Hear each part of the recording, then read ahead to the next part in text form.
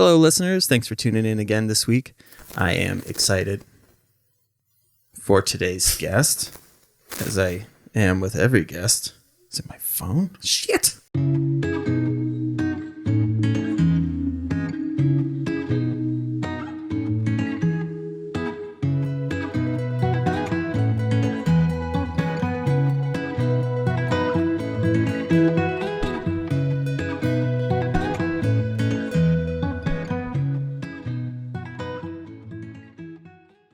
Hello, listeners. Thanks for tuning in again this week. I am excited for today's guest, as I am with all guests, but particularly this one. We've had many fun conversations. I have played with their ears on multiple occasions, and they are just a fun conversation holder of conversation. They keep court. Well, thank you. Right? Is that what the phrasing is? Holding court. Something like that. She plays basketball on a court. Ladies and gentlemen, Jess. Hello. Hi. Hi. Okay, so we met via the shop, and being empaths. Obviously, empaths have to speak on all the things. Oh, correct. Plus, you guys are just fun. Like when you would come in, and I think the first real conversation I had was before you were going to Vegas. Oh, back in March? I think so, yeah. You had a ladies trip. Yes, we did. And then, it was just easy to talk to you. And every time you came in after that, we'd get a little deeper and a little deeper. And we've been talking about having you on the show for a minute. Just a little bit. Just a little bit. Let's go through all the things. All the things. So, were you raised in Minnesota? I was. Okay. Yep. I born and raised in the area. Tried to leave twice. Okay. Came back. Where did you scurry off to? I went to UW Stout for my first year, and then just with some stuff going on with my sister, my nephew was born. It was just, I was called back. I really was called back. And then I lived in St. Cloud for probably about 9-10 months, and it was just not a great situation of where I was living. And so it was kind of like this, fuck it, I have to get out of here. And so I moved back home and lived in since. It's nice. Yeah. Although I might bleep out the town. That's okay. So people will just be like, what's nice? But okay, so your family is from there? Okay. Yep. That's interesting. How many siblings do you have? I have had, so through my mother, I have had 4. And then through my dad, I know of 1. Oh? Yep. He had told my mom, so from what I gather is he had told both his ex-wife and then my mom, is that he couldn't have kids. And oops, here's some babies. And even the jig was up. And so my mom had a miscarriage with twins after me. So about a year after me. And so. Do you, were you old enough to remember when she went through that? No, okay. No. She tells me little bits and pieces about it, but she hasn't really gone into detail. I know she's had 2 or 3 miscarriages in total, but that one specifically, no. I was 8 when my mom had a miscarriage. And I remember it, it really sticks out because my brother opened up the fridge and accidentally elbowed her in the side of the stomach. No. And so my brain associated with, I was like, oh my God, my brother killed my potential next brother. And so it just stuck with me forever. And that whole, man, for how common miscarriage is, it's still so heavy because there's so much unknown that's left when that happens. It's just I get it. And people grieve and all those things, but it's almost like thinking about infinity. It's it's hard to grasp right all of the, variables that could have been. So right. I've learned how truly heavy that needs to be, because I hear other women when they comfort their friends saying I've had one, and like eventually it gets better and these things. But in that moment, it is just it's terrible. Oof. Yeah, it's absolutely horrendous. I've had 2. Oh, you have? I have. Yeah, one that I wasn't aware that I was pregnant until I lost the child, and then the second one, we were actively trying. I lost the child, and it was just it was gut-wrenching.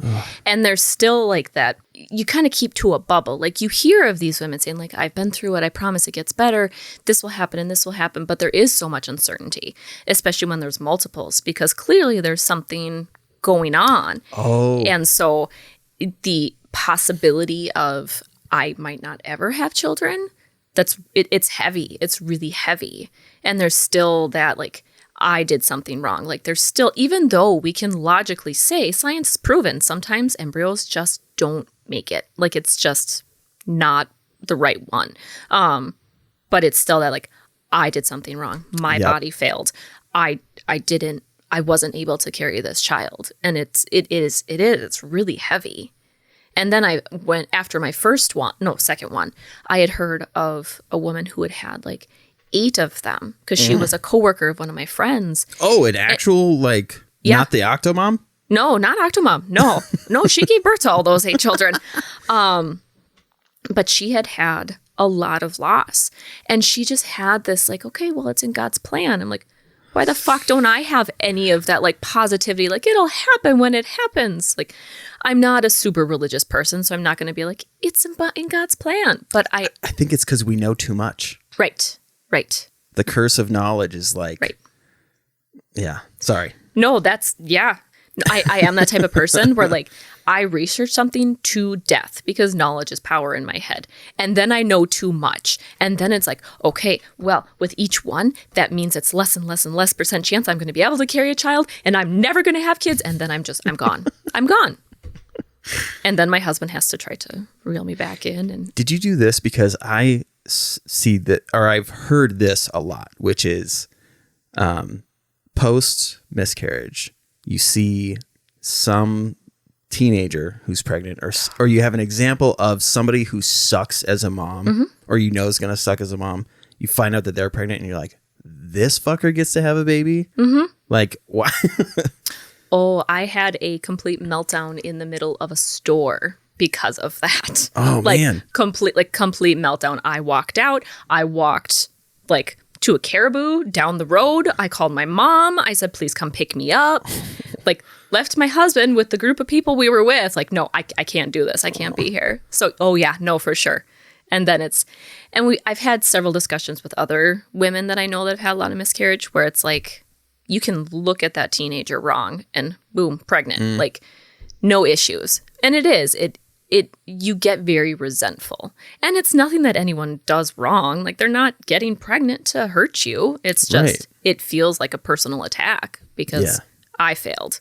So why can you succeed? Man, I can't, that's something that I don't know that I'll be able to ever wrap my head around because it's like having a degree in something and you just know that you have this innate ability to pass this test. You've been told your whole life. And you're like, I'm ready for it. I know all the things. I know that my body just does what it needs to do. And so then when it doesn't pan out, you're like, no. This is what I am. I'm a baby carrier. Yep. I can show you. I have the things. I can do this. Oh, just kidding. I can't. That's super interesting. Yeah. Okay. So if you don't mind, do you recall, have you been diagnosed with anxiety? The first therapist, I don't know what he diagnosed me with. Okay. How about this? Do you feel that you have anxiety? Absolutely. When did you accept that point? Or have you always kind of, so I used to do this, like before I fully admitted that I was an alcoholic, I would joke like patronizingly, like I'm an alcoholic. And I find that people do that with anxiety too. They're like, oh, I'm anxious, I have anxiety, but they don't, it doesn't seem like they truly accept that they have anxiety. So So does that make more sense? Yeah. I've always known, like, it's always something, like, I've never really, so I grew up where mental health, like, we need to throw a smile on our face. Everything will get better. Like, it's fine. And so probably, I don't know, more like my late teens, college, where I accepted, like, I am depressed. I am anxious. I have these things. I have these traits. I have this or that. It's just kind of always been there. I've tried medication. I've tried not medication. I've tried meditation. I've tried crystals. I've tried that. I've tried, like, I try the Crystal things. meth. Yes. No. No, I've tried all sorts of different things, and it kind of depends on what I need. My anxiety, though, has been through the roof kind of since COVID. And I know a lot of people have said the same thing, like, that it's just way worse than it's ever been. And I feel that. Like, I feel that every single day. And it's always there. And then I add fun little holes, which make it so fun. So fun. Wait, you have trypophobia? What? It's the fear of many holes. Oh, sure. I'll add that to my list of diagnoses. So yeah, I just had a little brain fart. Sorry. So the anxiety, accepting the anxiety. Oh, okay. It's always interesting to me, people who work in the mental health field. I feel like I haven't met one that didn't have anxiety, which is super interesting, because to go into a field like that, is it a way of proving that, or trying to prove that I have a handle on my own diagnosis and now I want to help others? Do you ever get that sense? With some. Okay. Yeah. I think we all go into the mental health field with really great intentions. Like, I think that we really genuinely, most of us will gravitate towards things that we know. Like, so I will gravitate towards anxiety. I will gravitate towards grief. I'll gravitate towards sexual trauma. Like, because I know the things and I can really fully empathize with somebody on it. And so when you think of 75% of actual therapeutic growth comes from that relationship between therapist and a client, that I get it. Like, and you can tell when someone really gets it. If someone comes into my office with an eating disorder, I can't fully empathize. And so I'm not the right fit for you. I see. Okay. And so it's just, a lot of us, we do have a lot of anxiety. And I think it's our way of, like, we get it. And so we want to try to help somebody else, even though we can't always fully get a full grasp on our own anxiety. That just was a huge click in my brain as to, like, I'm pretty sure everyone that I've ever known who has tried therapy, there's always a failed one, at least one. And that connection, I think, is what was missing as to why it seems like we're just not there, is that lack of understanding. But you do have this massive toolbox for what you do know. That's super interesting. Because I think everybody's a little jaded as to, like, I mean, you heard me talking shit about that therapist. Yeah, I did. And that makes so much more sense. He probably dealt more with trauma stuff. And that's why he was searching for that, this is a problem that I can solve. Yep. But what you're saying seems to make more sense, is to say, rather than say, like, trying to, we'll figure it out. Yep. Going, this is what I do know, and maybe this I guess I don't know if you ever do referrals. Oh, yeah. You do? Okay. Yep. Yeah. I am 100%, if we don't jive, and I tell this to my clients in the beginning all the time, if you're just not feeling it, that's okay. Let me help you find somebody then. If I'm not the right fit, then I'm not the right one. And you deserve the best. And so let's help you find the best. Like, I really want to normalize that, because I'm not for everybody. I'm really not. And that's okay. And you need to have somebody, especially when you're going into some of the deepest, darkest parts of your soul. If you don't trust me, you don't like me, it is a waste of your time, and it's a waste of my time. It's just like a primary care physician. Like, they don't do everything. They can help you find those things. Yep. And nobody seems to question that. But when it comes to therapy, we become super jaded and it's like, ugh, they just sucked. They were dry, blah, blah, blah. And we come up with all these bullshit excuses. Man, this is fantastic. Yeah. This is my favorite part. Listeners, you've heard me say this before. I learned something almost every single episode. So awesome. That's great. Back to the childhood stuff. Where do you land in age? Or in, because you said you have 4 siblings? Yes. Okay, so where are you in that? I am the smack dab. Well, no, not smack dab middle. So in birth order, it's really kind of interesting. So my sister is 7 years older than me. My brother was 5 years older than me. My next sister, she is 11 years younger than me. And then my youngest sister is 13 years younger than me. Phew. And so when we look at birth order traits, I have all of them. Of every the middle child? I have middle child. So I have firstborn traits because after a certain point, it's like 7 years that you start to become like because you're in a completely developmental milestone. And so you become like an only child or a firstborn. And so I have traits of a firstborn. I have traits of a middle. I have traits of a baby. So it's really interesting. Wow, that actually makes a lot of sense. This is great. I'm going to have you on multiple times because I'm enjoying this. But my youngest brother, the oldest brother, is 15 years older than him. Mm-hmm. There was no we go to school together for any of the brothers. So I'm a child of 5 as well. Okay. And he is on the spectrum as well. Okay. So on top of baby, child. So they were less restrictive, but kept more of an eye on him. Mm-hmm. So he kind of has all of those traits as well. And it's definitely shows as an adult now. Mm-hmm. That's my parents do breakfast train. Oh. Okay. All that stuff gets cut out. I'm sorry. It's a fun conversation, but back to that childhood dynamic. What was your relationship like with your mom then? My mom had her own stuff. Kind of growing up, she had her own symptoms. She was never diagnosed with anything. But she did struggle. She struggled a lot. And so I spent a lot of my childhood feeling very alone because my siblings were off doing their thing. My mom, she was dealing with a lot of heavy stuff. And so she was kind of doing her thing. And so a lot of my first formative memories is just me kind of like walking around the woods by myself.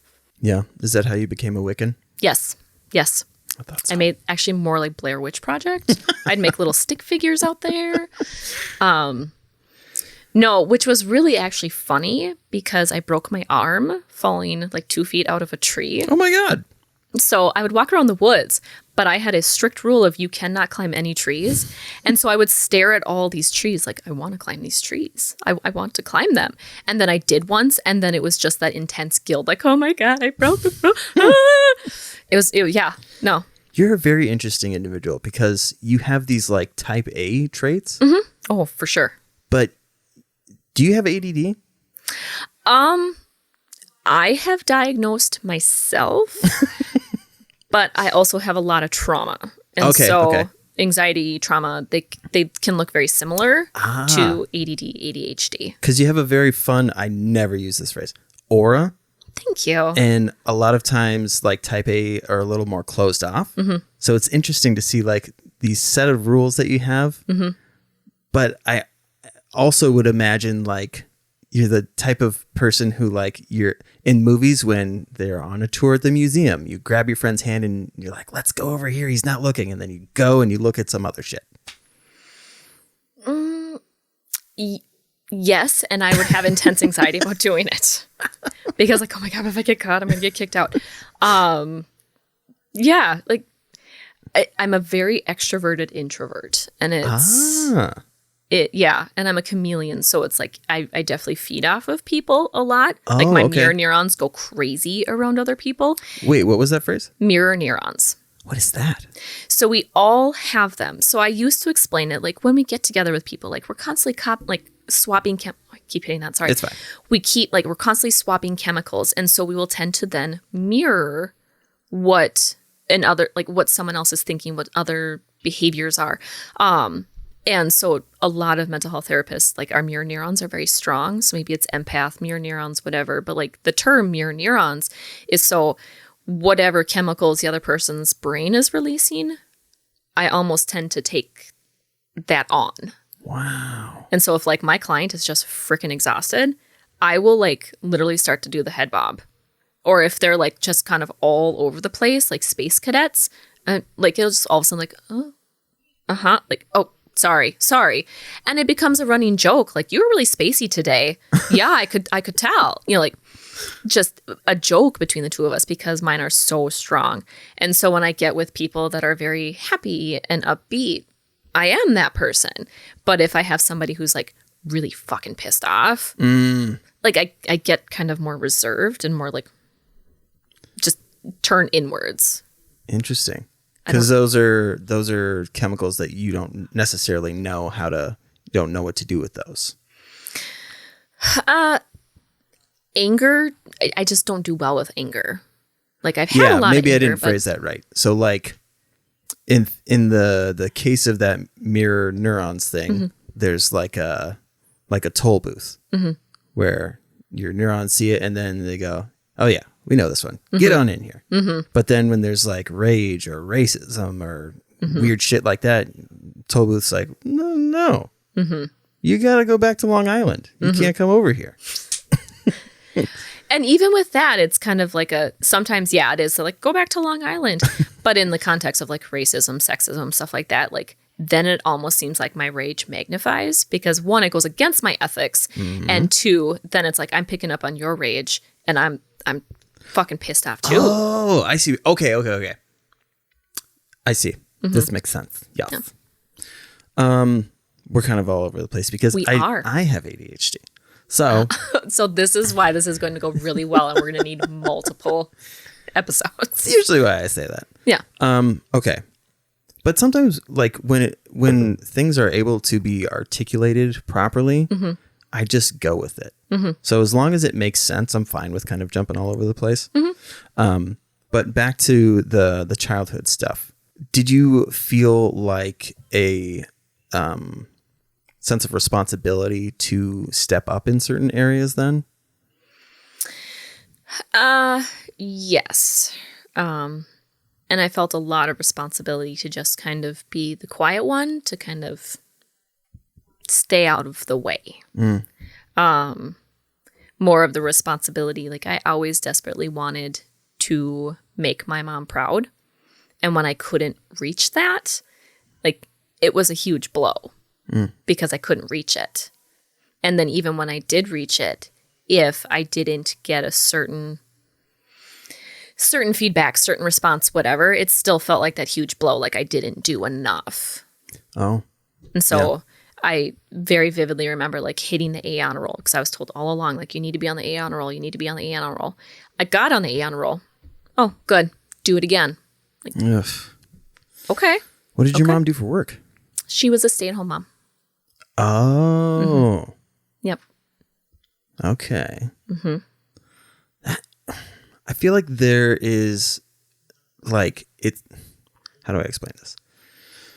The situation where you're in constant proximity of somebody and you know what they are capable of and all of their faults.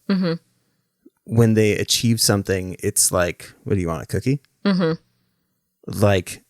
I experience that sometimes with Kim because she does so much that when I do something and I'm oh, don't worry, I got it. She's and? I'm but I'm a good boy. Right. Give me a treat. Right. Well, and we as humans, we all respond to that. Someone had said it to me long ago, and for a long time, I'm that's funny. But now I just embrace it. We are very trainable, like dogs.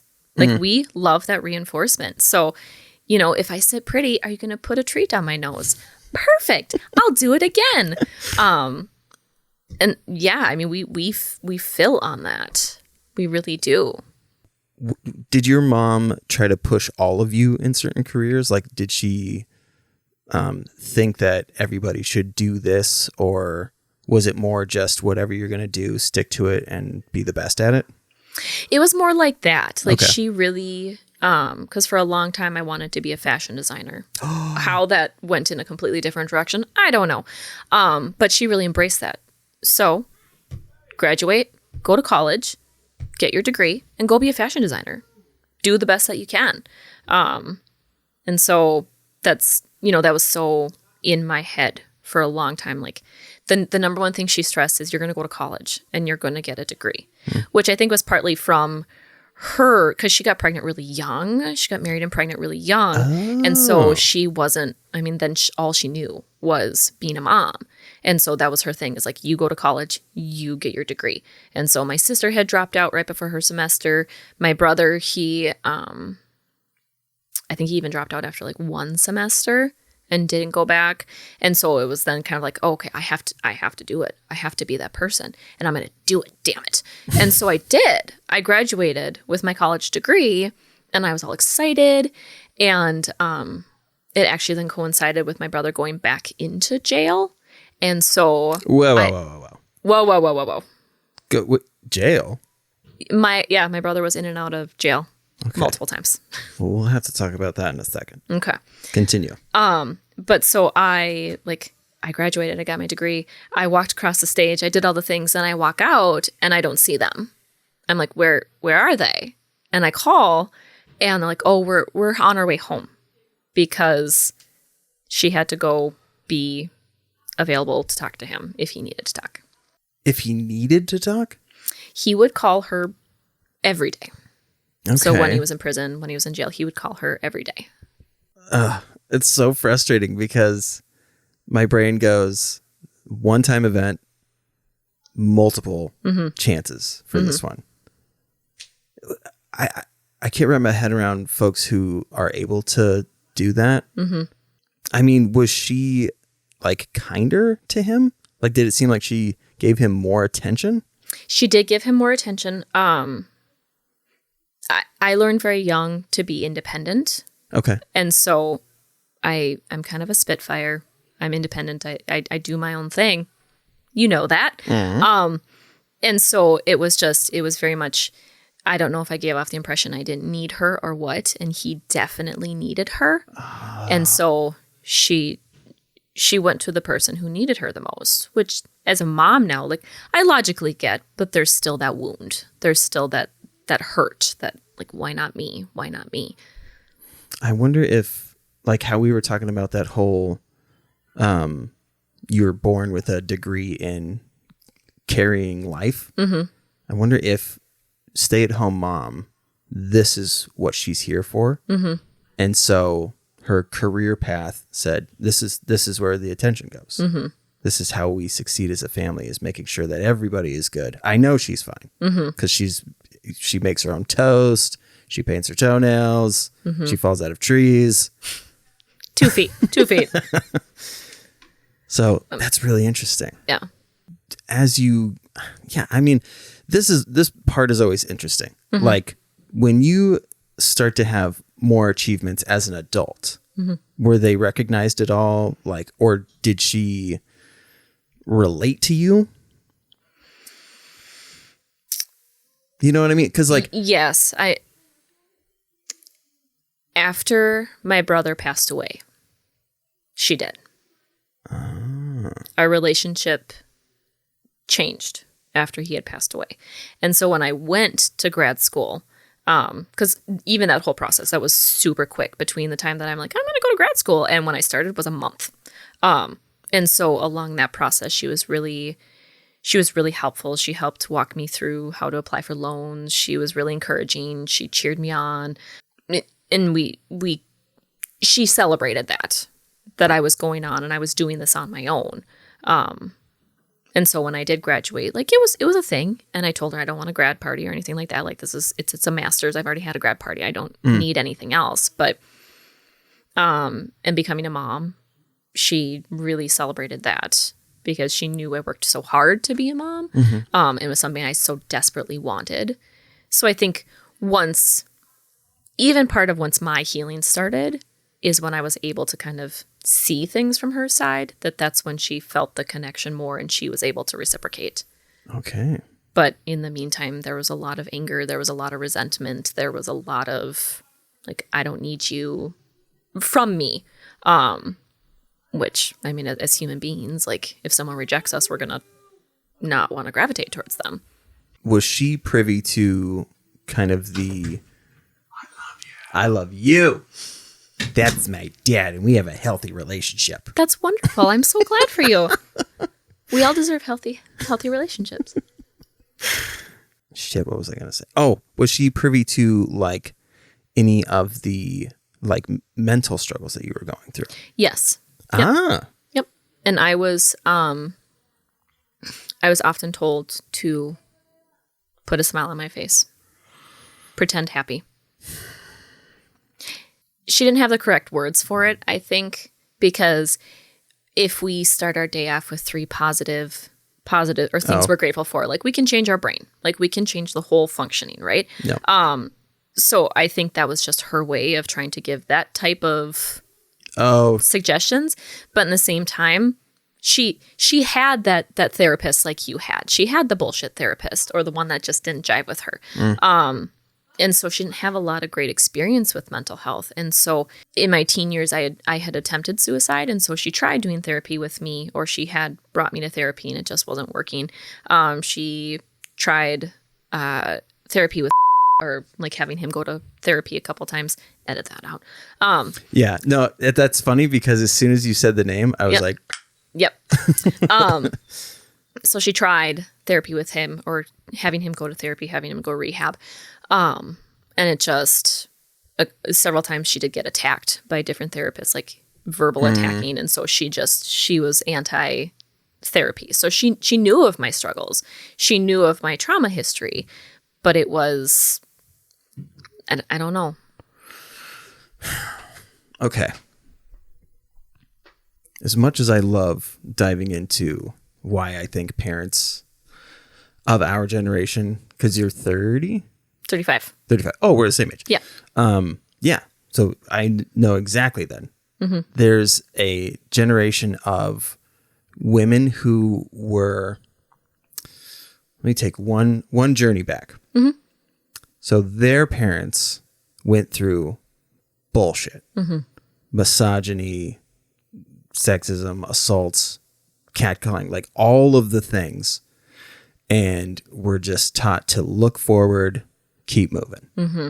And so when their kids come and present that to them, they go, oh, well, I know. Mm-hmm. You just ignore it because I went through the exact same thing. And this is just what happens to women. Mm-hmm. And so that goes on for so long that when it happened to our generation, we were like, no, we have resources now that say that shouldn't be happening. Yeah. And so it's this mind fuck of like that whole starving children in Africa argument, right? Mm-hmm. Just because there's starving children in Africa doesn't mean I'm not going to throw away this last slice of pizza because I'm full. Mm-hmm. They think on all of the things that they went through and they're like, you don't know. Mm-hmm. I made it through. How come you're not just sacking up and making it through this stuff? Mm-hmm. And it's so frustrating because it doesn't seem like until we become adults that they go, I'm sorry. Mm-hmm. And it's, I mean, the frustration in that moment is like, God, I feel like I told you and you just weren't listening. Mm-hmm. And I guess I'm glad that we're here. Yeah. But there's resentment there. Yep. So, I mean, did she ever allude to any of the shit that she went through? Yes. Okay. I have heard the phrase, it happened to me, but worse. And even in that context, I didn't give all the description of what happened. I didn't go in depth. Okay. I had just said, this is very simple. Like, I was molested. And then that was it. And then it was not talked about again. I don't know how much you're willing to go into on certain topics, but growing up and being that you were independent, did that seem to create scenarios where you ended up in hairy situations, like for your age. Does that make sense? I think because I felt so alone. That's where, when first it started with 2 individuals and then it went to 1, where, hey, I'll give you this attention. I will give you this love. I was at an age I didn't know any different. Right. I thought, oh yeah, I want affection. I want love, not knowing that, no, this is not right. This is not okay. And it went on for several years, and I felt starved for love and affection, and I felt just like, in that moment, it felt like what I needed, and that was how I was going to get what I needed. Yeah. Even though it was not okay. And as an adult, I know it's not okay. And knowing other people go through it, I know it's not okay. But I also know why sometimes. That is even trickier. Like we were saying before, the curse of knowledge is like, when I talk to people who work with sex offenders, first of all, I didn't even know that there were people that worked with sex offenders. I thought they just got written off and thrown in jail and that was it. When I learned about that whole process, it's like, how do you, society, we grew up saying, castrate them, drag them behind a horse, like do all of the horrible things to sexual offenders.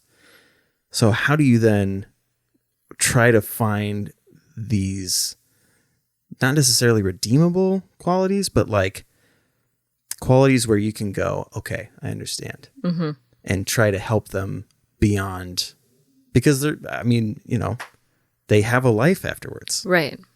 Right. Yeah, that is one area I can't. Like I just cannot. I could never work with a sex offender. And that's part of the ethical codes of marriage and family therapy, is like, we're not supposed to do harm.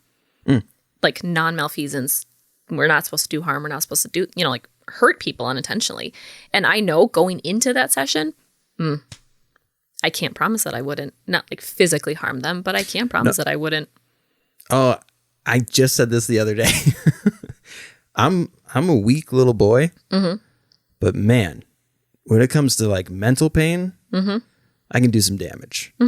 And so I hold back big time, because like, you change somebody's entire mind frame. Right. When you have the magical powers.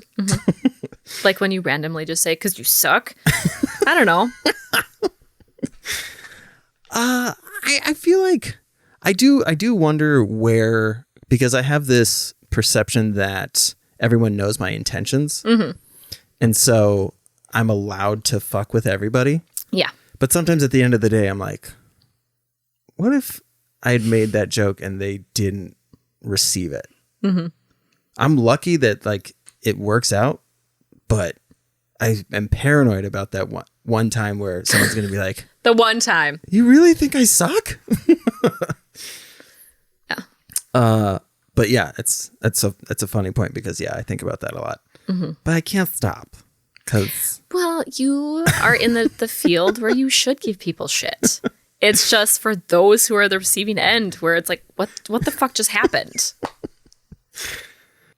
But yeah, I get what you mean, is to like, how do you hold back? I have someone right now where I cannot talk to them, because I know exactly what I would say if they tried to open up dialogue. And it's like, I would do bad things. So I need some time before I can, which is interesting, because the schooling that you went through and the education that you have, when your mom came back around, you did have a bag of tricks where you could have been like, hey, this is what you were while I was growing up, and really thrown it in her face.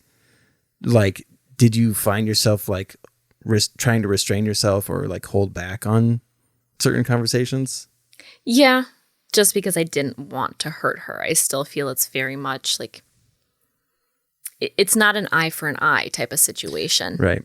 And so my pain, I don't need to pass on that pain to other people, knowing that other people have their own pain that they're trying to work with and manage.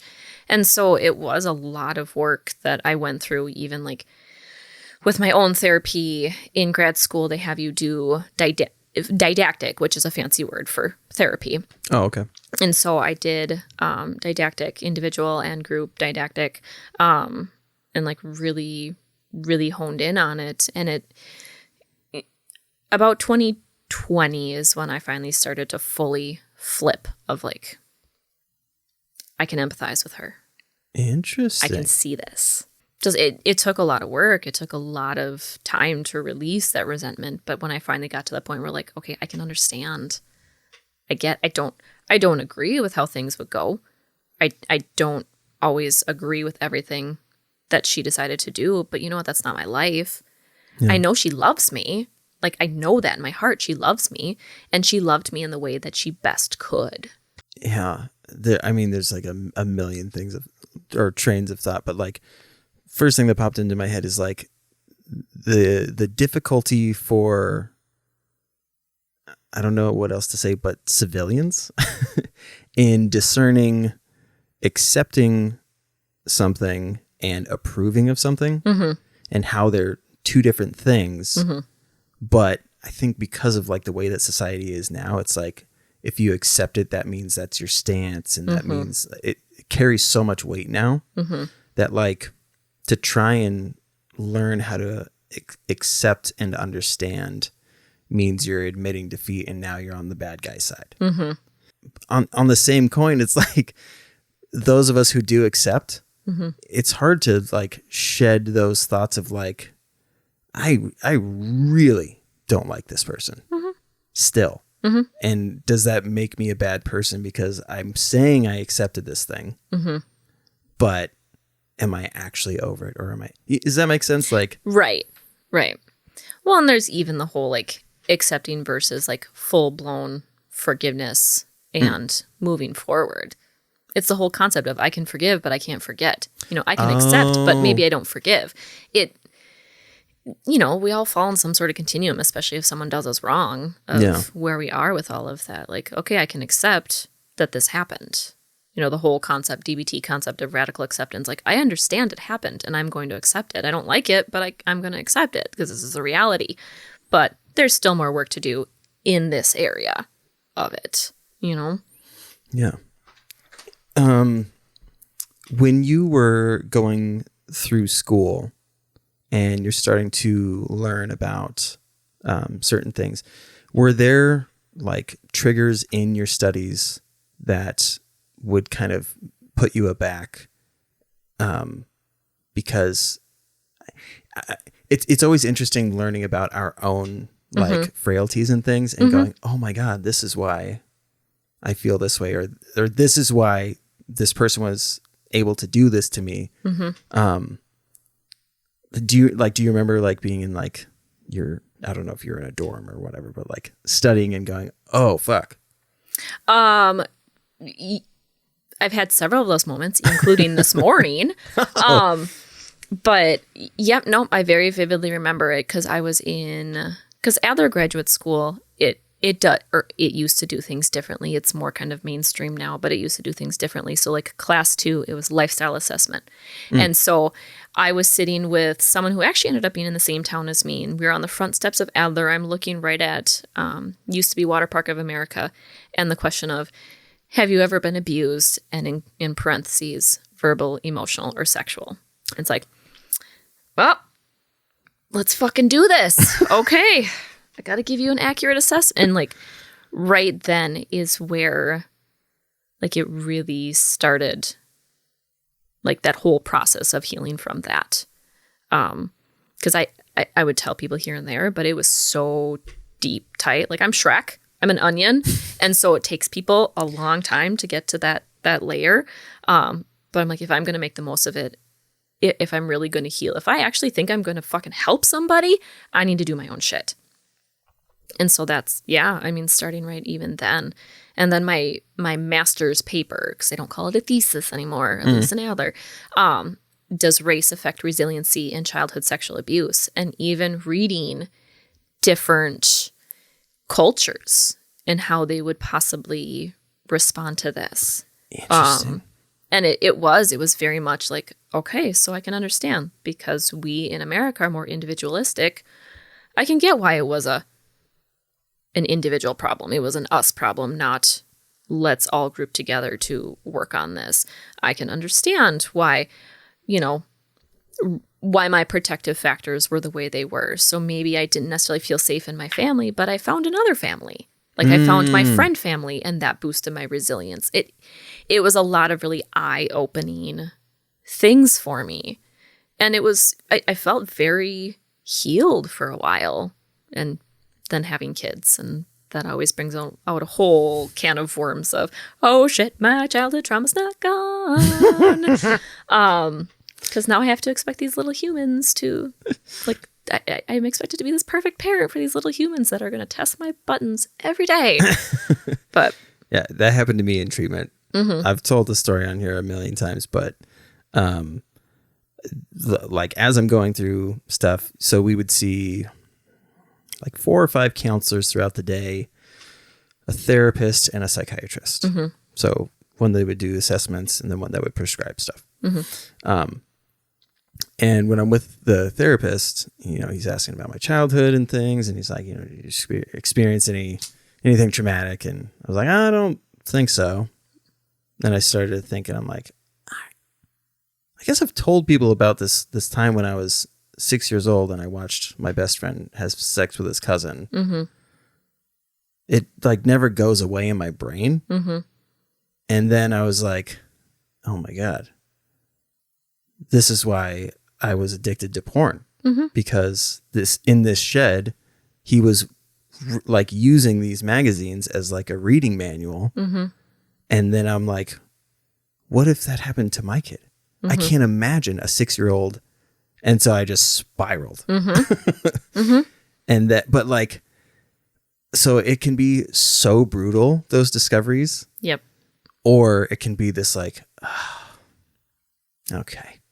Where like, I don't know. There's these 2 different ways of like dealing with really, really heavy shit. And it's weird when it's just a sigh and you go, oh, yeah, okay. That's why. Like discovering that versus discovering I had bipolar, totally different.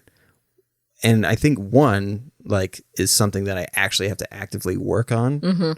And the other is like forming acceptance. And so it was interesting to be like, this thing that I have to do forever is just a sigh to go, okay, that's why I thought that I was like connected to the universe and that I could like, had like magical, personality powers or some shit. And that's why I could connect with people so quickly. And it's like, no, it's because you had a pattern of behavior of not respecting people's boundaries, and then you do that your whole life and you learn how to talk to everybody because you weren't respecting boundaries. Also, you have codependency. Yeah, I get that. Like, even so, when you threw that curveball at me on Friday as we were talking, because I was all intending to come and talk about grief. Actually, I didn't get a chance to really like ask you about that. So yeah, I had a goal of like what I wanted to talk about, and it just so happened that I had seen that CPTSD meme online, and I was like, oh, I have somebody here who can tell me what this means. Yep. And then you were like, oh, fuck. No, even in that that conversation that we had where we talked about how people struggle to admit when they're wrong. And so when you asked me, is this true with CPTSD, that it's just kind of part of who you are now, like it's so ingrained? And I'm like, no. Well, I've been diagnosed with it, but no. And then thinking about it through yesterday and, oh, but this is one of, like, what about this trait and this trait and this trait and this?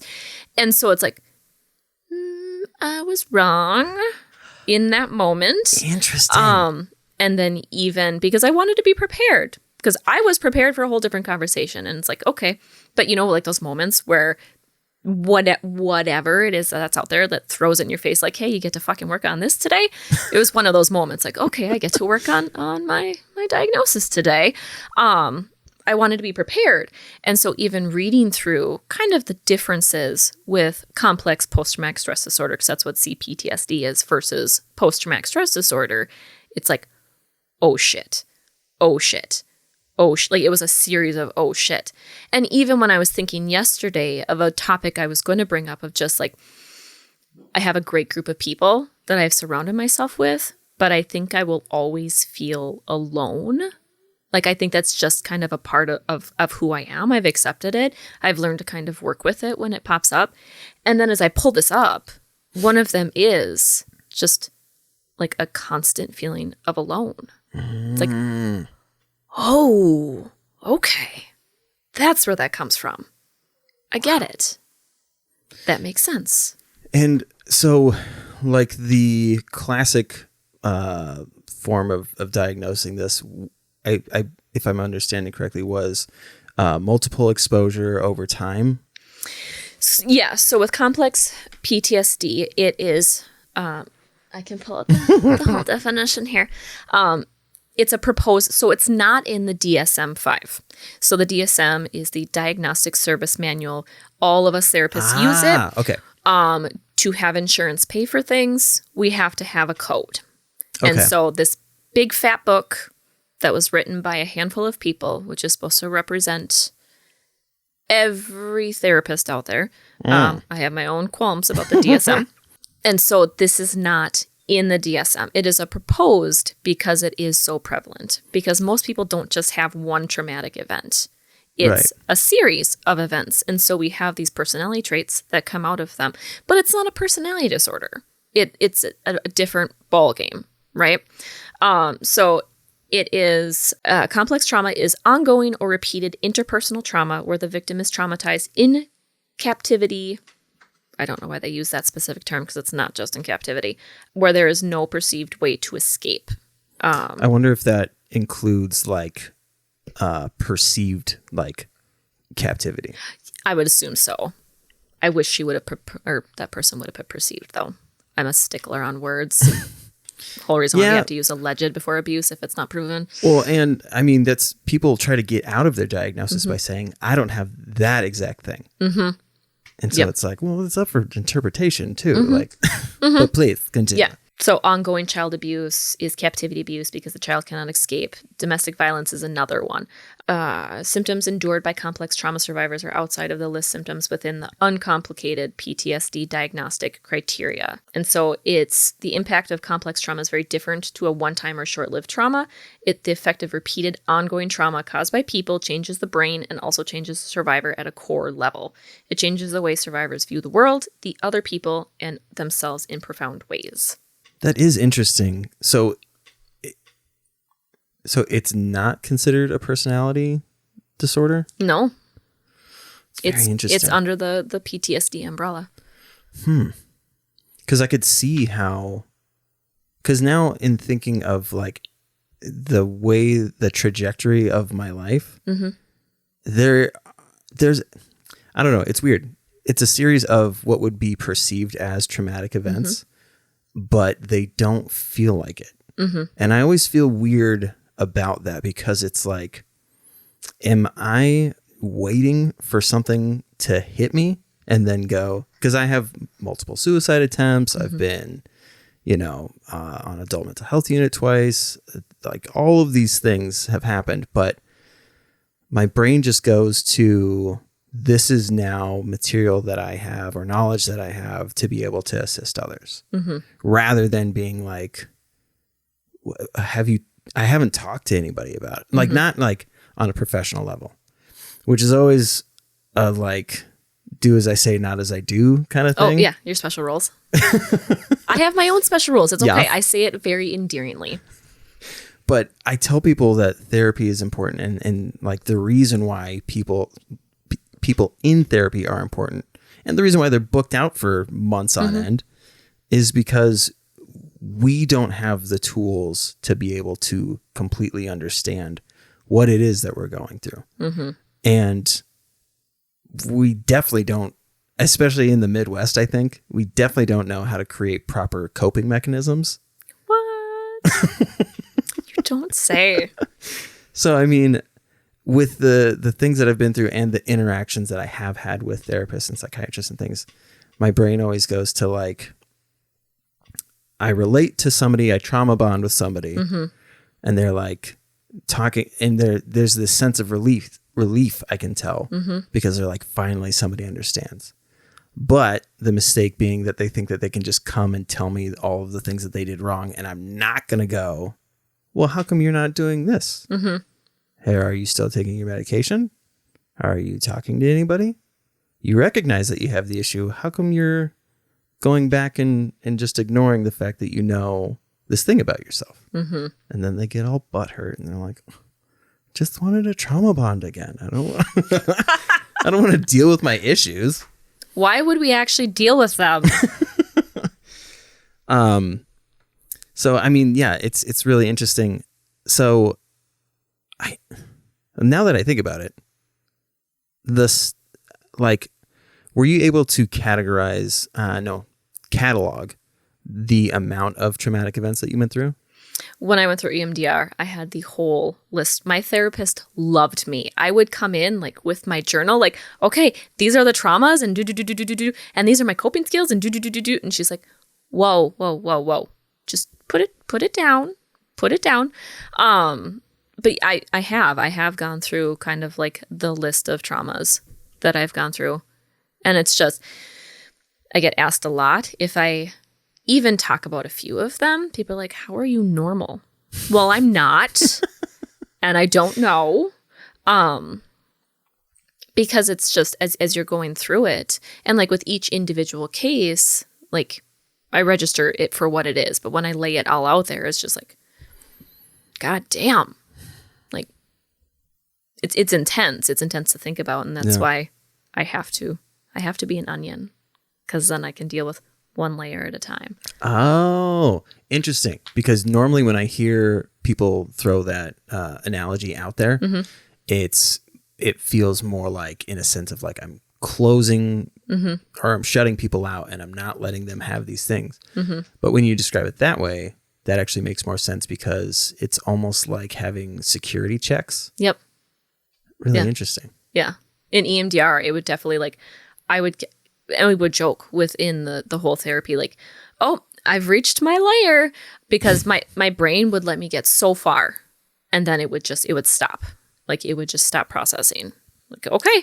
Wow. And then I would have this week long of like all these realizations of different things. And it was always when I was either cleaning or like taking a shower. It was like the most weird, like, dude, yes. Poof. That's why. But I also believe a lot in like movement, like somatic movement, somatic intervention. So it makes sense, like, as I'm cleaning. Oh, you're giving me a funny look. I have never heard that before. So Arielle Schwartz, she is in my lovely bag here of beautiful books. Puppy bag. Yep. I brought several of her books that I have. So she's kind of one of the leading therapists who work on complex post-traumatic stress disorder. Oh. And so actually, as I began doing EMDR, I had taken a course, like a 3-day seminar with her as she was talking about this.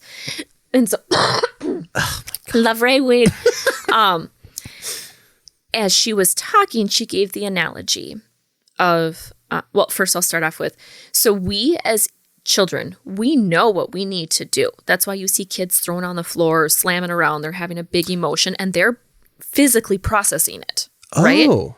But we are told, don't do that. Sit still. Do this, da-da-da-da-da-da-da. So then we learn to stop trusting that gut feeling of, I need to move right now. Oh, wow. But then she used the analogy of, so let's say a fox is chasing a rabbit through the woods. Like, this is a perceived life-threatening experience for this rabbit, right? Uh-huh. And so the rabbit jumps, escapes, fox goes away. So the bunny will just shake. It'll just shake, keep shaking until it's done. And then it will just hop away. Wow. It doesn't just stop its life because it's terrified that a fox is going to get it. It then moves on. It physically processes through it and moves on. Wow. I've never heard that before. Mm-hmm. Yeah. That's really interesting.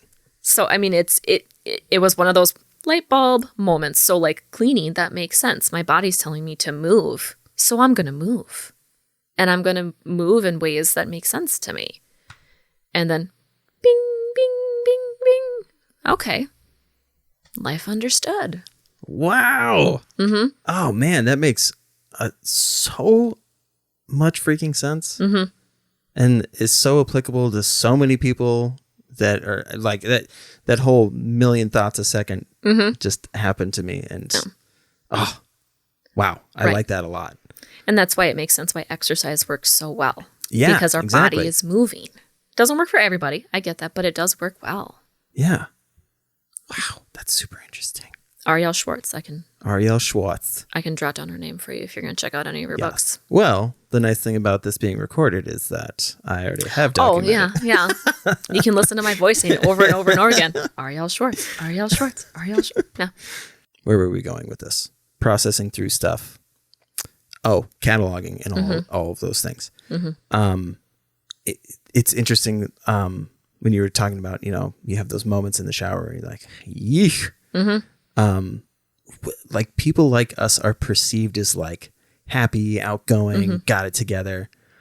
But I feel like that's the shit that happens is like people don't know that like I'll hear a song and go, uh-oh, I buried some stuff and then just cry. And then for the rest of the day, I'm like, I want to do that again.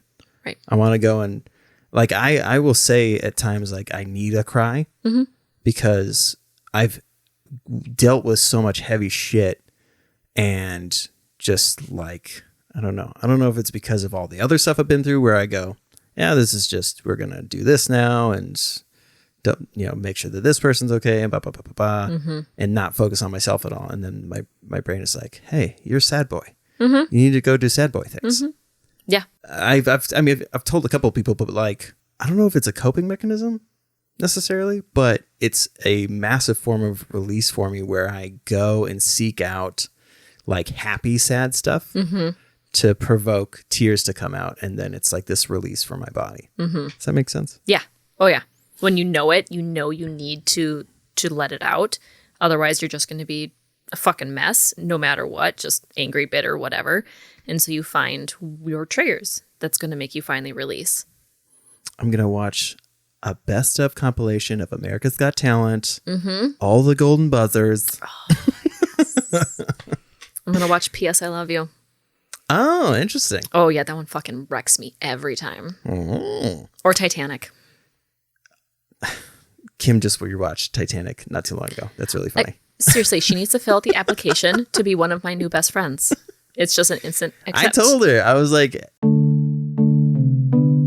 So are you in your career when you're going through EMDR and all that?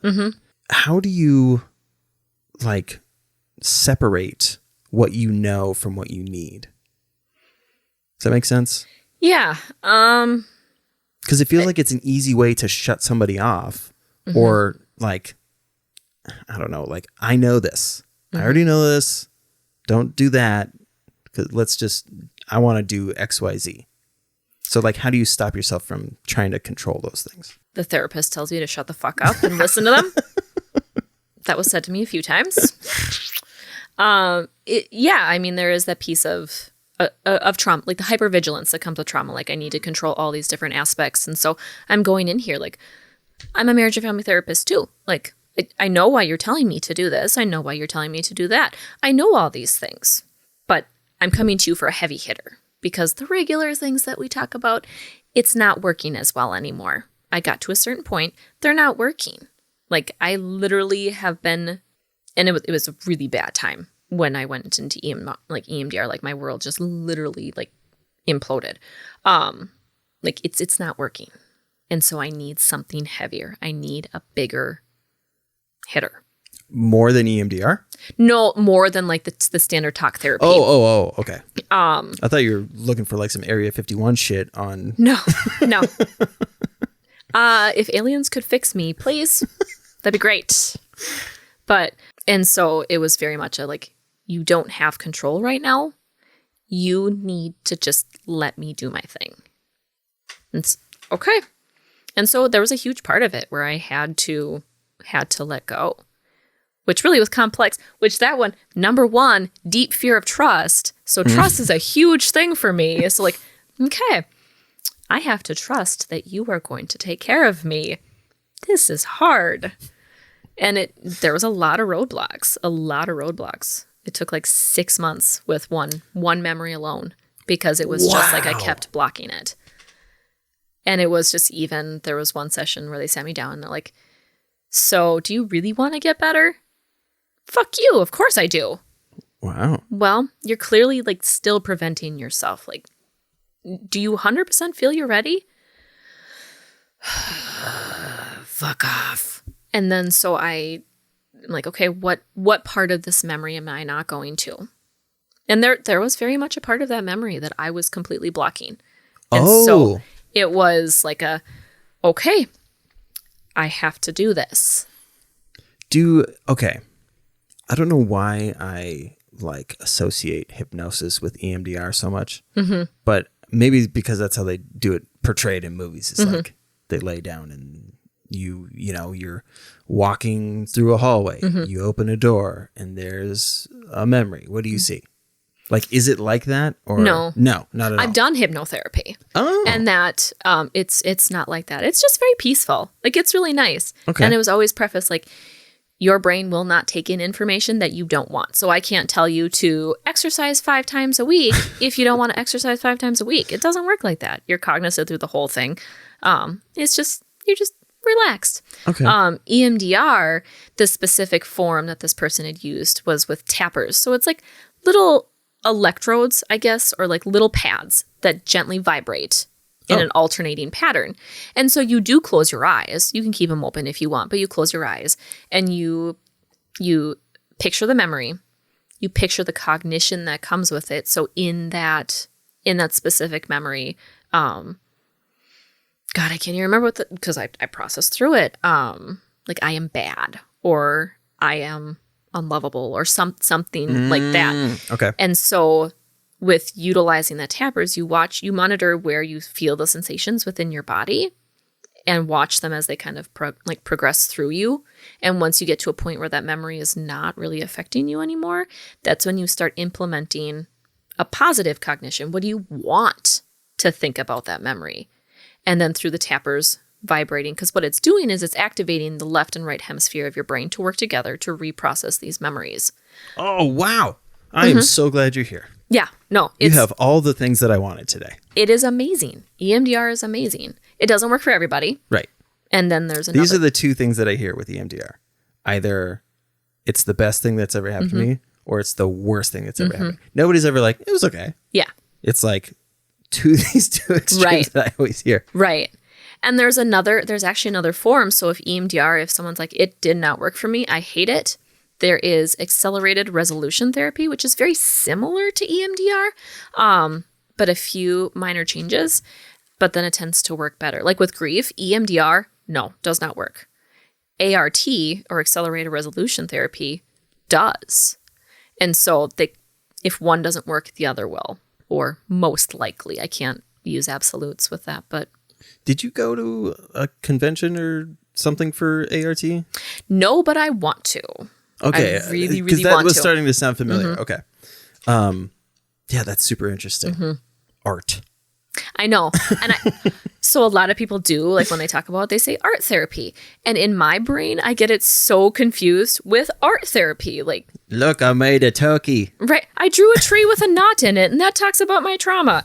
No, so I say ART, which is abbreviation, or I say accelerated resolution therapy, and then I trip on my words because I speak way more quick, or I think, I don't know. Yeah. So you have learned to give the reins over to this individual? I did within that memory or within that context. So it's not necessarily something that you do for an extended period of time for every single memory? No. Some memories go really quick. Some memories take a long time. It just kind of depends on where you're at with all of it. Like the first memory that I brought up, because I wanted to test what it was like. So it was one that was a little distressing, but not terribly distressing. Okay. Took like 20 minutes. And I'm like, oh, okay, cool. And then with that specific memory, because I did fight so hard, it took about 6 months. And then we were beginning to work on another memory with my mom that it kind of stopped midway, but it stopped at that point where I was already implementing She Loved Me How She Could. And so it was already kind of like in my head when that agency went back to doing telehealth only. And so I like, okay, well, let's discharge because COVID ain't going to stop, it seems. So... It's interesting. What does that physically feel like? Like those 6 months, that's a long time. Mm-hmm. I mean, did you not recognize that you were stopping? I don't know if it was just this belief that I could completely avoid like one part of it and I could make it go away. But there was one part where it's like, if it did pop up, like, nope. That's not part of this memory. Like it just, I stopped it. Okay. So would you be verbalizing and saying, no, that didn't happen? Mm-mm. No. Or, so that's what I'm curious as, is you have these pads. Mm-hmm. What are you physically doing that is stopping this process? In my own head, I would stop it internally. Like, nope, we are not bringing up this sensation right now. No, we are not bringing up this sensation right now. And so then it would just kind of, I don't know, to me, it almost like would go not blank because I was still within that memory and I was still processing that cognition, but I just was completely avoiding that one sensation. And then as soon as it's like, okay, let's feel it. And then it was like this huge release. And I always imagined that like there was like those nodules on your head and there's somebody like monitoring brain waves and being like, she's avoiding it. We can see it on the thing. Well, and clearly this person knew I was avoiding something because they called me out on my shit. But so that's what's interesting is like, so there was something within you that they noticed and said, you're not doing something. Mm-hmm. Something's changed. Mm-hmm. That is like, I can't imagine having their job. Like that seems brutal. Right. And then it's something like doing that day in and day out. I don't want to do that. I always wonder, like, because we always say therapists need therapists. Mm-hmm. When does that chain end? I don't think it ever does. Like, who's the, like, does it wrap back around to another therapist who was seeing a therapist? And now they turn around and see that therapist? You know what I mean? Yeah. Like who is getting left out of the massage train? I don't know. Yeah, it has to be. Like now I'm getting this picture of like first grade where we all used to like draw on our backs, like in a circle during story time, like all just drawing on each other's back. Oh yeah. So yeah, I mean, it's probably something like that. Cause I think therapy's for everybody. I think that we all could use somebody an unbiased person to hear our stories or listen to our stuff. So I think even if you're a very well-veteraned therapist, you might need a therapist sometimes. That's okay. Yeah. Well, and back to like the whole civilian thing, like there are some things that you are privy to that if you try to, vent to your husband or to a friend, like they're going to go, what? I don't, that would make me crawl into a ball. I don't know how to fucking deal with whatever you're going through. So yeah, eventually like it is kind of put into your face to be like, I can't talk to people. I need somebody who does know how to talk about this shit. Which is always interesting when I tell people that I don't do therapy. But if you're not going to do therapy, do your research. Look into, have, somebody was just telling me about this. So somebody was looking for a doctor and or a psychiatrist who was prescription management. I don't know why I was spacing on that. So like the concept of like somebody evaluating what you're taking, why are you taking it? Has this actually been effective or are you just going through this stuff? Like it doesn't necessarily have to be, I don't know. I think people think that you go and you see a therapist forever. Like if I go and see them, then they're going to know all my secrets. And so I have to go and see them more or what are they going to do with all that knowledge? And it's like, okay, fine. Then go and do what makes you comfortable. If you're going to like be terrified of that process, like, I don't know. So any of that making sense? Like, Yeah. if you're not going to do it, because people have used me as an excuse to be like, well, you don't go to therapy. Technically, no. But you've also been through a lot of therapy. I've been through what is like mandated therapy. In the situations that I'm in, now I have to do this therapy. But I also talk to people who are therapists and have these conversations and explore that process of like, beyond having a diagnosis, what does that mean? And what am I going to do about it? Am I going to wallow in it? Or am I going to look into it more and say, okay, so if this is actually what's going on, then I shouldn't put myself in these situations anymore. Like, there has to be resolve. It can't just be, I'm a depressed person. So-and-so understands. We're going to depress at each other back and forth. You got to do something. Right. Because if nothing changes, nothing changes. You should put that on a t-shirt. Actually, an amazing former coworker of mine, he had it as a sign in his office. Oh, really? And it's always stuck with me. Like, that's my, it is what it is. That's my phrase. Like, it's what resonates. If nothing changes, nothing changes. Yeah. I always throw that whole, like, if you're not going to do therapy thing, would you mind going on the opposite way and advocating why you should go to therapy? Because everybody in your life is biased.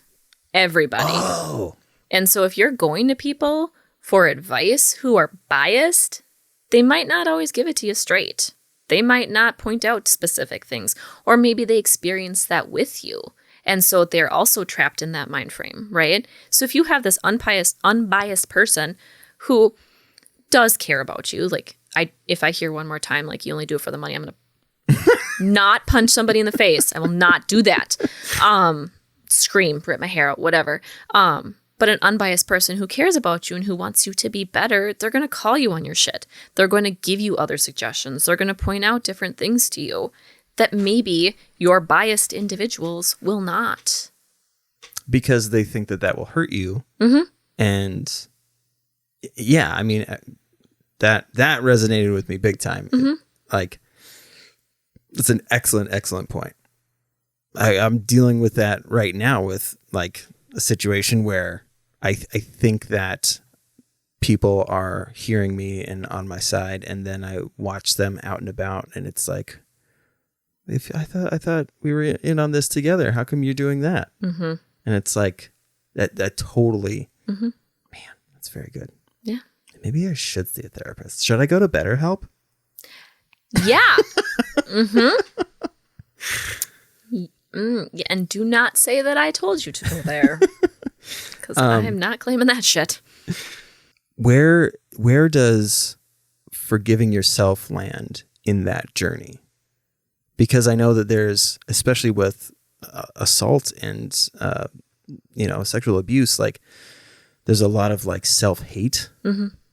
So do you recall, like, when you were able to get to that like self-forgiveness point? I don't know if self-forgiveness is the right word, but I think it was through the EMDR process, because there was, I felt I betrayed myself. With a lot of sexual abuse victims, they do feel like their body betrayed them. They feel like they betrayed themselves. And by going through that, getting that understanding that I had a need of someone to love me, and that was that form. Like, everybody, like, we all have that need to be loved. And so most of us get it met in appropriate ways. That was a need I had. And so understanding, being able to see why little Jess made that decision, why that was the way that she felt she could get love, right? Being able to understand that. I don't know that I have 100% forgiven myself, because I think there's so many more things along that journey. But in that, through EMDR, I really think that I did gain some compassion, some understanding, some forgiveness towards 3-year-old Jess, towards 5-year-old Jess, towards 7-year-old Jess, that I didn't have before. One thing that's always, like, really tough to hear is when somebody is been a victim and they say that they should have known better, it creates this like rage against the world, because that shouldn't be a thought. Right. When you're the victim, you shouldn't have to make excuses for the abuser. Like, but is that a survival thing? Or is it a byproduct of why did this happen to me, and your brain's just trying to process it? I feel like it's more that. Okay. Like your brain, because our brain constantly needs to find solutions to problems. Like that's why even in our dreams, like can mirror issues that we have in real life. Like our brain is constantly searching for that. And it's just, okay, well, I should have stopped it. I should have known better. But we also grew up in a generation that that's what we were told up until a few years ago. Fuck, you're right. Yeah. Yeah, it's... So how does that affect the way... Because how old are your kids now? 6.5 and 5. 6.5 and 5. How soon do you start to introduce like it's okay to process your feelings, and I don't know that like you're preparing them for the potential of the madness that you went through. Like how do you like properly or safely start to implement that stuff to your own kids? I started from day one. From day one, like there was these set things, like they are not going to hate themselves. They are not going to do this. They're not going to they are not going to be trauma survivors. I know I can't prevent that, but like, it was just like these like goals. This is what I need. And even from when they could kind of like understand my voice, like, okay, I understand you're feeling sad right now, and sad's okay. So what do we need? And then especially like, my older daughter, she would go through this period of tantrums. Like that's how she would like show her frustration. And so like, okay, what can you and I do together that you can still get your needs met and you can still process through emotion? And so we created this like, I'm feeling frustrated. Can I have a hug? And we would do like this big bear hug. So it was still like that, like experiencing aggression, but in a positive way. And so it would then release the oxytocin and we would feel better, and we could go on. And it was this relationship of just really continuing to bond. Doesn't work so well with my younger one. She's my Spitfire. She is my Sour Patch, and she is amazing just as she is. She will rule the world someday. She will, and I need to help guide her there. So that doesn't work so well, but then it's just, helping her, like just sitting with her. Even just sitting with her as she's going through these big emotions and showing her I'm still there. And it's okay. I'm not trying to make them go away. I'm really not, because you need to process through this. Your body is telling you need to do this, so do it. And how do we come back from that? That's interesting, because I think I tell my kids don't worry about that a lot. I'm now realizing that that's almost my version of what our parents were doing, which was the put a smile on your face thing. I'm trying to let them know that it's okay, but maybe that message isn't. That's, again, very interesting. Sit down and ask them. Sit down and like, okay, so when I say this, how do you feel? What could I say differently? That means the same thing. Because when you're saying don't worry about it, you're trying to express like, this is not something to get anxious about. It's okay. But clearly there's something that's there. Yeah. Yeah. Because I mean, our daughter has shown signs of anxiety, unfortunately, which really sucks. Right. Because she hasn't even hit puberty yet. And when that happens, it's going to be a fucking nightmare.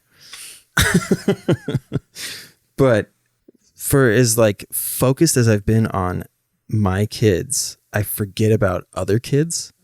And since they've started doing sleepovers and things, it's like, oh my God. I forgot how some people raise their kids is a little different. Right. Right. Yeah, no, definitely. And even with some of my friends, like that I know are amazing moms, they're teaching their kids amazing things. It's interesting to see some of behaviors coming out of these kids, because kids are kids. Oh yeah. And they're gonna do the things, and they're gonna be the people, and it's just, and then I find myself becoming almost like mom to them too. Like, Yeah. we shouldn't worry about that. Like, yep, no, my daughter did this, and you don't gotta worry about it. It's okay. Like, I don't know. I find like becoming a mom, but that's just. Oh, dude. So I grew up. My parents were like the land of lost toys. Like anybody who had an issue and we had the capacity to help, we would do it. So we housed many a folk, including a girl that I was in my grade, like going to school with me. She stayed with us on multiple occasions. It's actually a funny story. She was like a sister to me. Yeah.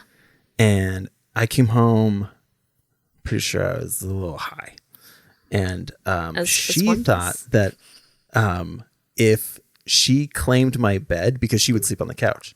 So if I wasn't home in time, then she would get to have my bed. And I was like, this shit is not happening. And so I just pushed her to the other side of the bed. Oh, God. And I just laid down and fell asleep. So to me, it felt like this like sibling rivalry thing. Like, I'm not fucking sleeping on the couch. I was so asleep. My phone started ringing. And for some reason, she decided to answer it. And it was Kim, back when we were dating. Oh. And she's like, hi, this is Danielle. And Kim's like, where is Chris? Oh, he's right here. Where are you? We just woke up. So like it sounded fucking insane. Yeah. But then because there was multiple Danielles in our lives, and when I was like, no, this is Misfit Danielle. Kim was like, oh, it's fine. Yeah. Makes sense. Yeah. But so like, because that's what I grew up with, it's also what I'm used to, collecting misfits. And so when I start to learn, my son has a friend who is transsexual, pansexual, asexual, all of the sexuals. When I start to hear the issues that they have, and for the sake of not getting uber specific with which one of their parents just does not know how to process. And unfortunately has tried spiritual tactics and religious tactics to try and remedy this natural thing. And when that kid opens up to me, I am right there with you. I want to be like, I'll be your mom. Because that shouldn't be happening. And how do you tell a kid who has no way of getting out of that situation? Like, how do you help them prepare themselves for like something that they, for 5 years or whatever, are not going to be able to get out of? Finding the people, finding their other mama bears, finding their other papa bears, finding those people that are going to love them no matter what. Kim just brought up like how they met somebody in Duluth who was a lot like me. But then Kim said, until he said he'd been through treatment 4 times. And I was like, well, that could have been me. I just was lucky and had a support system. And that makes all of the difference. Yes. Especially like the younger that you are, or if you don't have a handle on whatever I feel bad because people don't want to be diagnosed, but I have the mentality of like, this is just to help you understand how to move forward. It doesn't mean that it has to end here. So, I mean, like for people who don't have any idea as to what they're dealing with on a chemical level, then they're going to be extra vulnerable and could be extra closed off and all of these things. So like without support system, without understanding themselves, like it could fail very easily. So yeah, I'm just ridiculously lucky. I say it all the time. And I use this accent when I do it too. I hope you do. I squeeze King Julian. I say squeeze my family and I say I love to become a professional whistler. And also I'm lucky that I have a sense of humor too. Yeah. Like that is a huge coping mechanism. That I think that's probably why I fuck with people so much too, is because it's a quick way of getting them to drop their guard. Yep. and it helps them to be able to open up. Mm-hmm. So, like I said before, I'm lucky that it hasn't backfired completely yet.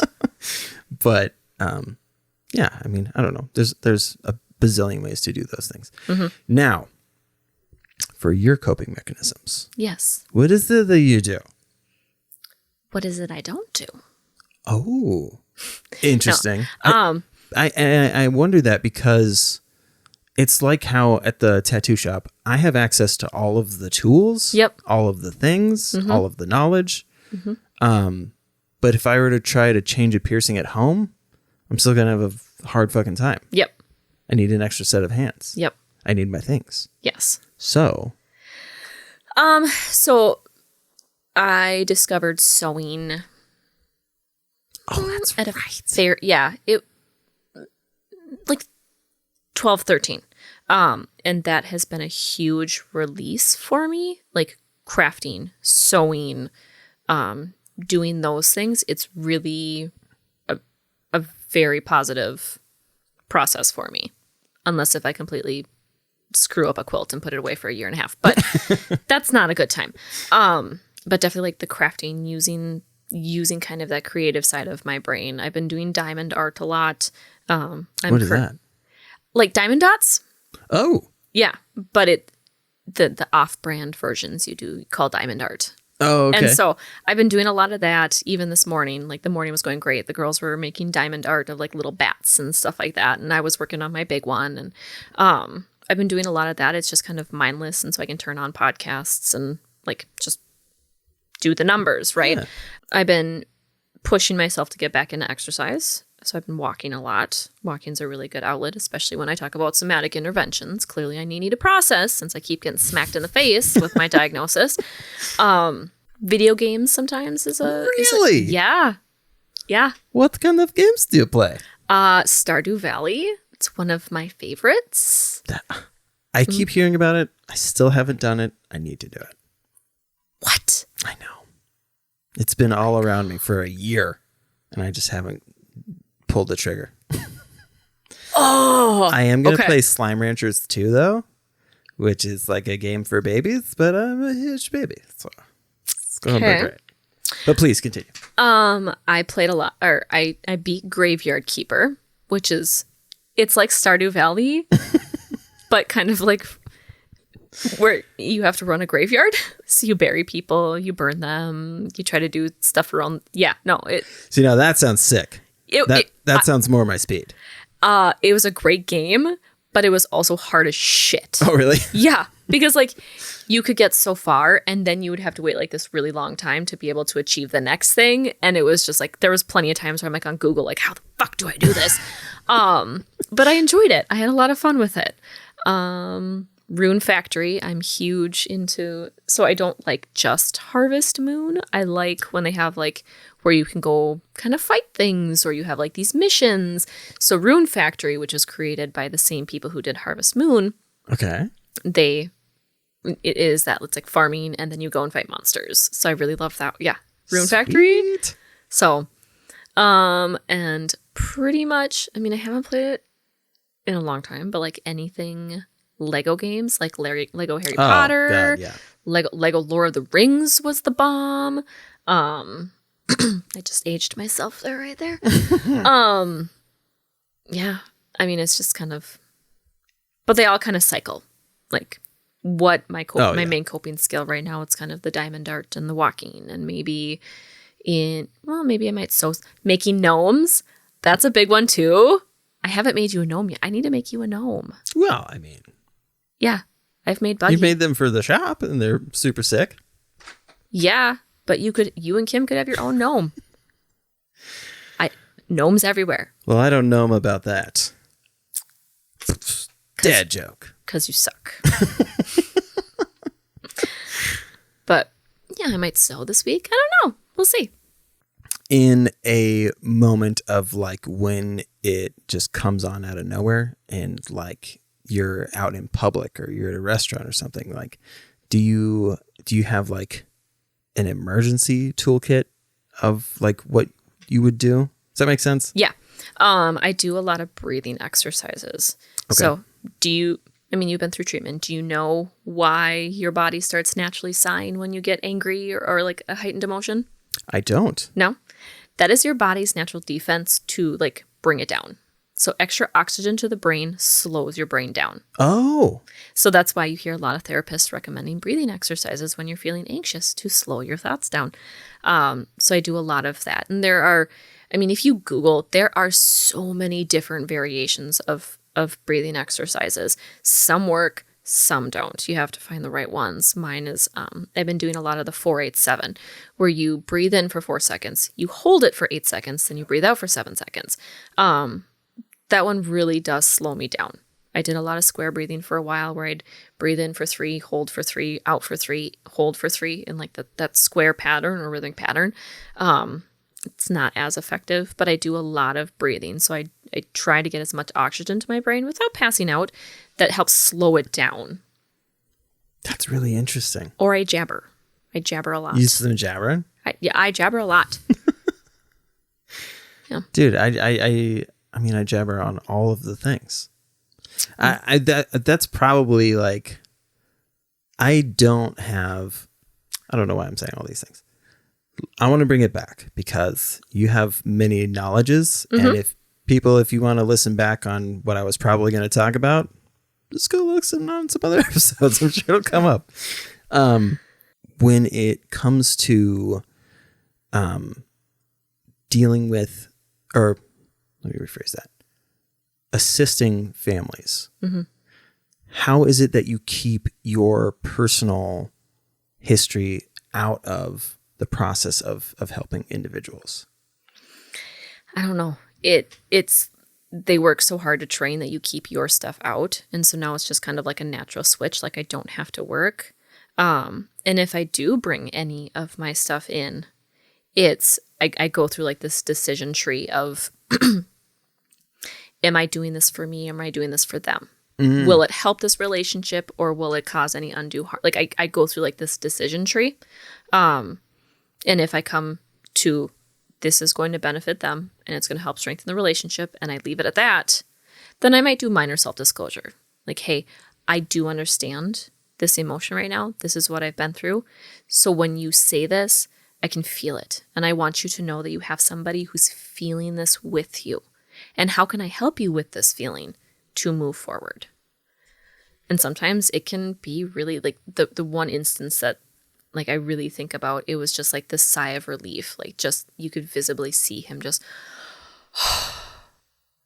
and then he went on talking about what he was struggling with. So it wasn't even like a thing.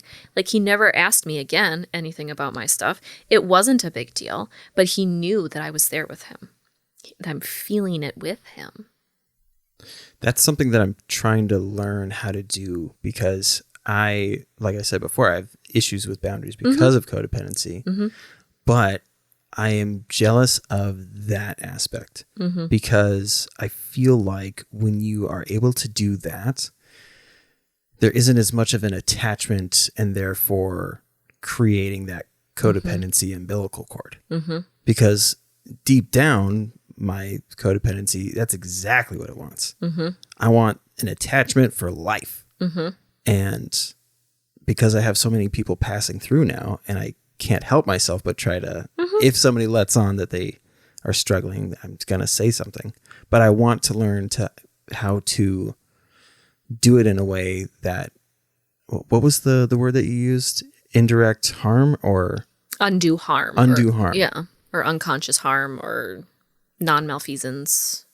Feces? Yeah, feces. Yeah, I'm just flinging shit at people. God. Non-malfeasance. Non-malfeasance. Okay.